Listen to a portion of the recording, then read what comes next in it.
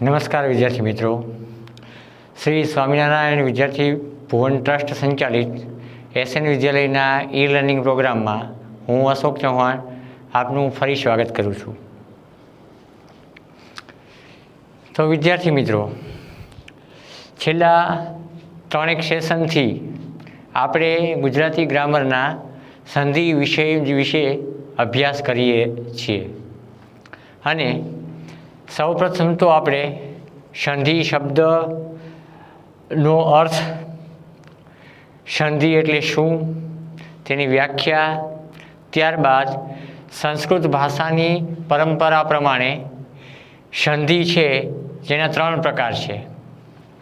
તેમાંના પ્રથમ પ્રકાર સ્વર સંધિ, બીજા પ્રકાર વ્યંજન સંધિ અને ત્રીજા પ્રકાર વિસર્ગ સંધિ. એના વિશે ટૂંકી ચર્ચા કરી અને આપણે પ્રથમ પ્રકાર એટલે કે સ્વર સંધિ વિશે આપણે અભ્યાસ આરંભેલો. હવે ટૂંકમાં થોડું રિવાઇઝ કરાવી દઉં તો સ્વર સંધિ આપણે આરંભેલી ત્યારે મેં તમને એની વ્યાખ્યાબદ્ધ સમજૂતી આપી અને એ સ્વર સંધિ છે જેમાં એને 2 પ્રકારે વહેંચવામાં આવી છે. એક સજાતીય સ્વર સંધિ અને એક વિજાતીય સ્વર સંધિ. હવે આપણે ધ્વનિ શ્રેણી ભણ્યા ત્યારે પણ આપણે એ બાબતથી પરિચિત થઈ જ ગયા કે સમાન વર્ગના વર્ણો છે તે સજાતીય કહેવાય છે અને અસમાન વર્ગના જે સ્વરો છે તે એકબીજા સાથે જોડાય છે ત્યારે એકબીજાના વિજાતીય બને છે. હવે આપણે સજાતીય સ્વર સંધિ છે એ સજાતીય સ્વર સંધિમાંનો પ્રથમ પ્રકાર એટલે કે દીર્ઘ સંધિ, એટલે કે બંને સજાતીય સ્વર જોડાય છે એકબીજાની સાથે ત્યારે દીર્ઘ સંધિ બને છે. પછી હ્રસ્વ હ્રસ્વ હોય, હ્રસ્વ દીર્ઘ હોય, દીર્ઘ હ્રસ્વ હોય કે બંને દીર્ઘ હોય અને એમાંના આપણે 3 વર્ણો એટલે કે અ, ત્યારબાદ ઈ અને ત્યારબાદ ઉ, આ 3 વર્ણોના ઉદાહરણો પણ જોયા. ત્યારબાદ ગુણ સંધિ, આપણે ગુણ સંધિનો પણ ઉદાહરણ સહિત અભ્યાસ કરી ગયા કે ગુણ સંધિ કોને કહેવાય. તો અવર્ણ છે એની સાથે એના કોઈ પણ વિજાતીય સ્વર ભળે એટલે કે અવર્ણ છે એના વિજાતીય સ્વરને આપણે જોઈએ તો ઈ અને ઉ. આમ અની સાથે તેના વિજાતીય કહેવાતા ઈ અને ઉ બંને ભળે ત્યારે જે નવો સ્વર ઉચ્ચારાય છે તે વિજાતીય સ્વર કહેવાય છે. અને સ્વરોમાં આપણે એને ઓળખીએ તો એ બધા સંયુક્ત સ્વરો કહેવાય છે. એટલે કે મેં તમને ગયા સેશનમાં પણ જણાવ્યું હતું કે અ, આ, ઈ, ઉ, અને રી. ત્યારબાદ આવતા જે સ્વર છે એટલે કે એ, ઐ, ઓ, ઔ, આ બધા છે એ સંયુક્ત અક્ષરો, જેને સંયુક્તાક્ષર કહેવાય.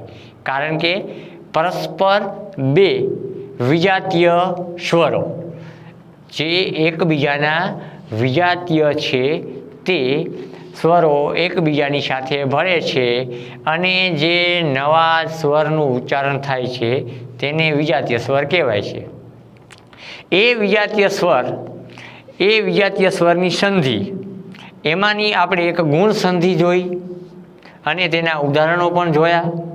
હવે આ જ વિજાતીય સ્વર છે એ વિજાતીય સ્વરોમાં ગુણ સંધિ બાદ જે વિજાતીય સ્વર સંધિનો બીજો પ્રકાર કહેવાય છે તેવી સંધિ યણ સંધિ કહેવાય.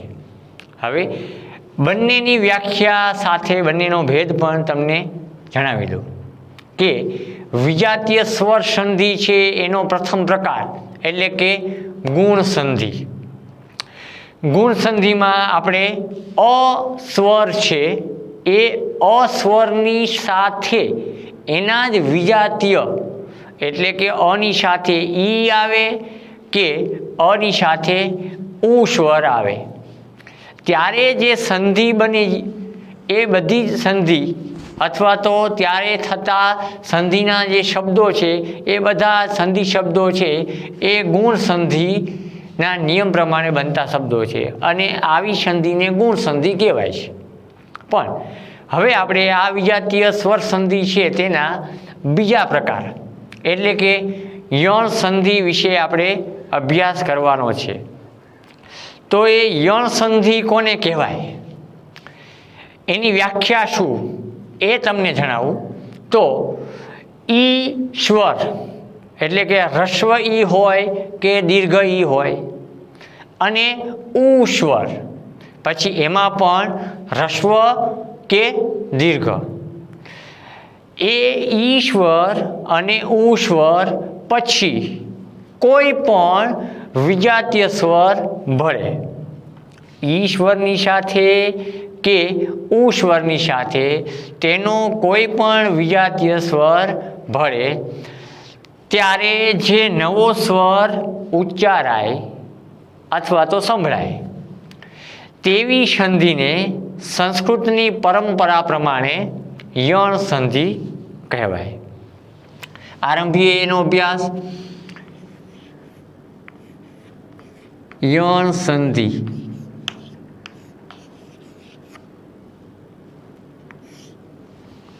યણ સંધિ એટલે શું, યણ સંધિ કોને કહેવાય? તો ઈ અને ઉ વર્ગના ઈ અને ઉ વર્ગના સ્વર પછી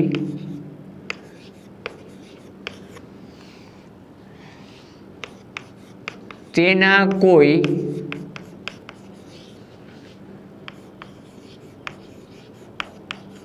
વિજાતીય સ્વર જોડાય અને તે સ્વર જોડાતા જે નવો સ્વર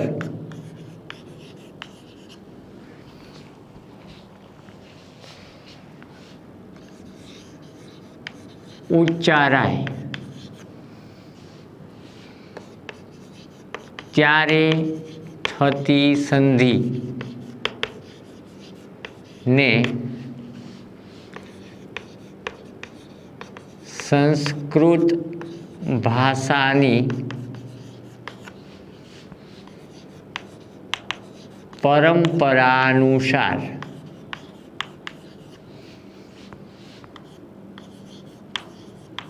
યણ સંધિ કહેવાય. ઈ વર્ગનો હ્રસ્વ ઈ હોય કે દીર્ઘ ઈ હોય કે પછી ઉ વર્ગનો હ્રસ્વ ઉ હોય કે દીર્ઘ ઉ હોય, એ ઈ અને ઉ વર્ગના સ્વર પછી તેના એટલે કે ઈના અને ઉના કોઈ વિજાતીય સ્વર ઈ અને ઉ આ બંનેમાંના કોઈ પણની સાથે જોડાય અને તે વિજાતીય સ્વર જોડાતા જે નવો સ્વર ઉચ્ચારાય ત્યારે થતી સંધિને સંસ્કૃત ભાષાની પરંપરા પ્રમાણે યણ સંધિ કહેવાય છે. હવે આ યણ સંધિને આપણે જોઈએ તો સૌપ્રથમ આપણે ઈશ્વર છે તેની સાથે એનો કોઈ પણ વિજાતીય સ્વર જોડાય છે ત્યારે એના નિયમો પ્રમાણે બનતા શબ્દો શું છે અથવા તો તેના દ્રષ્ટાંતો કયા છે તેને આપણે નિયમાનુસાર ભણીએ. તો સૌપ્રથમ આપણે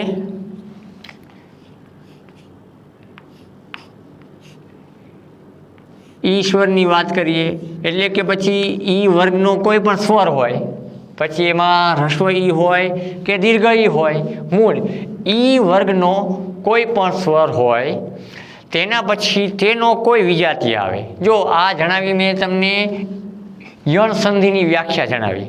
હવે યણ સંધિ છે એમાં આપણે ઈ સ્વરના નિયમો અને ઉ સ્વરના નિયમો અલગ અલગ ભણવાના છે. એમાંના સૌપ્રથમ આપણે ઈ સ્વર છે એના નિયમો જોઈએ.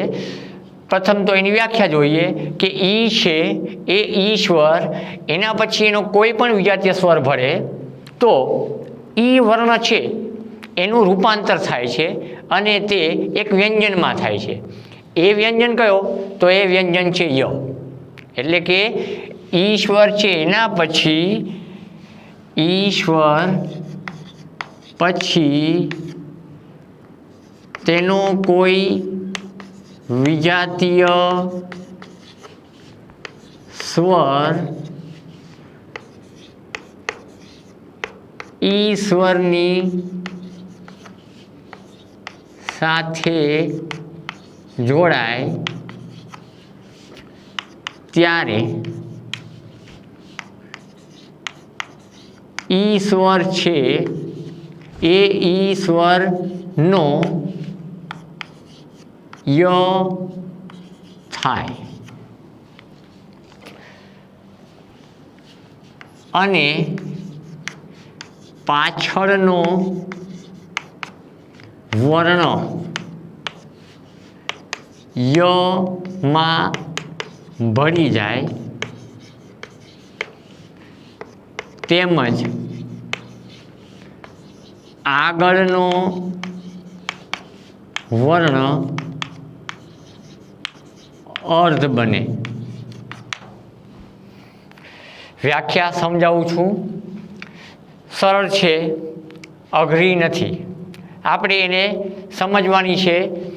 ઈ સ્વર એટલે કે હ્રસ્વ હોય કે દીર્ઘ હોય, વારંવાર હું સ્પષ્ટીકરણ કરતો જ જાઉં છું એટલે યોગ્ય રીતે સમજાય તેવો પ્રયત્ન કરજો. ઈશ્વર પછી એનો કોઈ પણ વિજાતીય, ઈશ્વરના વિજાતીય તરીકે આપણે જોઈએ તો અ પણ આવે અને ઉ પણ આવે અને એ પછી આવતા બધા સ્વરો જેમ કે રી છે, એ છે, ઐ છે, ઓ છે, ઔ છે વગેરે એ બધા એના વિજાતીય જ ગણાય. કારણ કે સમાન વર્ગનો ઈ છે એમાંના હ્રસ્વ અને દીર્ઘ સિવાયના એની સાથે કોઈ પણ સ્વર જોડાય તો એ બધા એના વિજાતીય જ કહેવાય. એટલે કે ઈશ્વર પછી તેનો વિજાતીય સ્વર ઈશ્વરની સાથે જ્યારે જોડાય છે ત્યારે, એટલે કે ઈની સાથે તેનો કોઈ પણ વિજાતીય સ્વર જોડાય ત્યારે ઈશ્વર છે એ ય બને છે. એટલે કે ઈ છે તે ય વર્ણમાં પરિણમે છે અને ઈનો ય બનતા એની પાછળ રહેલો જે વર્ણ છે એ ય વર્ણમાં ભળી જાય છે. એટલું તો ઠીક, પણ ય વર્ણમાં પાછળનો વર્ણ જ્યારે ભળે છે ત્યારે એ પ્રમાણે એનું ઉચ્ચારણ થાય છે. જેમ કે યની પાછળ અ આવતો હોય તો ય જ રહે છે, પણ યની પાછળ આ આવે તો યા બને. ય પછી આવતો વર્ણ જો એ હોય તો યે બને. ય પછી આવતો વર્ણ જો ઓ હોય તો યો બને. ય પછી આવતો વર્ણ જો ઉ હોય તો યુ બને. અને યની આગળનો જે વર્ણ છે એ જોડણી નિયમાનુસાર અર્ધો બને. એટલે કે તેની જોડણી, એ શબ્દની જોડણી લખીએ ત્યારે યની પહેલાંનો વર્ણ છે અર્ધ લખાય. હવે આપણે એના ઉદાહરણો જોઈએ. જેમ કે સૌ પ્રથમ આપણે સ્વરની વાત કરીએ. એટલે કે ઈ સ્વર છે એની સાથે એનો કોઈ પણ વિજાતીય સ્વર જોડાય ત્યારે એનો સંધિ સ્વર શું થાય એ આપણે સમજીએ. અગાઉના સેશનમાં જોયું એમ આપણે એનો સંધિ શબ્દ પણ જોઈશું અને એ સંધિ શબ્દના આપણે ઉદાહરણ એટલે કે સંધિને આપણે વિભાજિત પણ કરીશું. આમ તો શબ્દને વિભાજિત કરવાનો છે આપણે. સંધિ થયેલો શબ્દ છે અને અહીંયા આપણે સંધિ છૂટી પાડેલા શબ્દને જોઈશું. હવે જોઈએ તો ઈશ્વર છે એ ઈ પછી હ્રસ્વ હોય કે દીર્ઘ હોય, આપણે માત્ર અત્યારે ઈશ્વરના નિયમને ભણવાનો છે. ઈની સાથે જ્યારે અ વર્ણ ભળે, જો અહીંયા ઈ વર્ણ છે તો એનો વિજાતીય અ છે, એટલે કે ઈની સાથે અહીંયા એનો વિજાતીય સ્વર આવ્યો. તો આપણે વ્યાખ્યા જોઈ કે ઈશ્વર પછી કોઈ વિજાતીય આવે તો ઈશ્વર પછી એનો વિજાતીય જ છે તો શું થાય, તો ઈશ્વરની સાથે જોડાય ત્યારે ઈનો શું થશે, ય થશે. એટલે અહીંયા ય, ઈની સાથે એનો વિજાતીય અ આવ્યો છે એટલે ઈનો અહીંયા ય બની જશે. અને આગળ વ્યાખ્યા જોઈએ તો યની પાછળનો વર્ણ યમાં ભળી જાય છે. જેમ આગળ જણાવ્યું તેમ અ હોય તો ય, આ હોય તો યા, ઓ હોય તો યો. ત્યારબાદ આગળનો વર્ણ છે એ અર્ધ બને છે. જોઈએ આપણે એનો સંધિ શબ્દ, જેમ કે હ્રસ્વ ઈ અને અ. અહીંયા હું તમને સંધિ શબ્દ તરીકે આપું છું પર્યટન. તો વ્યાખ્યા યોગ્ય રીતે સમજી ગયા હોય તો તમને ચોક્કસ આ શબ્દની સંધિ છૂટી પાડતા આવડશે જ. જેમ કે આ નિયમ પ્રમાણે આ શબ્દનો તાળો મેળવીએ તો અહીંયા પ અને રી, કારણ કે અહીંયા પ્રથમ વર્ણ ઈ છે તો અહીંયા પ્રથમ શબ્દ છે એને આપણે છૂટો આખા શબ્દમાંથી છૂટો પાડીશું અને પ્રથમ શબ્દને જોઈશું તો એમાં અંતે ઈ આવે છે, કારણ કે રની સાથે રસ્વ ઈ ભરેલો છે તો પરી. અને ત્યારબાદ આપણે જોઈશું તો અ. તો શબ્દને આપણે છૂટો પાડતા જોઈશું તો પ્રથમ શરૂઆતથી અ લખાશે, અ ટ ન. મેં તમને વ્યાખ્યા જણાવી તે પ્રમાણે ફરી પાછું આપણે આ શબ્દની સાથે વ્યાખ્યાનો પણ તાળો મેળવી જોઈએ. ઈની સાથે એનો વિજાતીય સ્વર ભળે ત્યારે ઈનો ય બને છે અને ય વર્ણમાં પાછળનો વર્ણ ભળી જાય છે. ય વર્ણમાં પાછળનો વર્ણ ભળી જાય કારણ કે અહીંયા ય છે પરી તો ર છે, અહીંયા રની સાથે ઈ જોડાયેલો છે તો અહીંયા ઈનો તો આપણે ય કરી નાખ્યો. હવે એમાં રહેલો ઈ આ સ્વર છે એ યમાં ભળી જશે એટલે અહીંયા ઈ થશે. ત્યારબાદ અ ટ ન એટલે કે વિજાતીય સ્વર ઈની સાથે એનો વિજાતીય અ આવ્યો. તો આમ આ ર છે એ અર્ધ બની ગયો.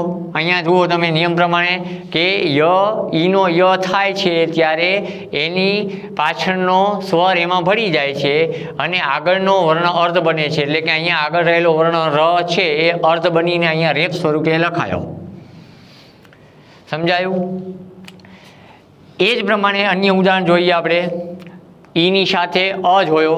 હવે ઈ સ્વર છે એની સાથે આપણે આ સ્વર ભળે એનો તાળો મેળવીએ તો હવે આપણે એ વાતને ચોક્કસ યાદ રાખવાની છે, ભૂલવાની નથી કે ઈની સાથે એનો કોઈ પણ વિજાતીય ભળે તો ઈનો પ્રથમ તો ય થાય જ એટલે ય. હવે યમાં આ ભળશે તો શું થશે વિદ્યાર્થી મિત્રો? એનો યા થશે.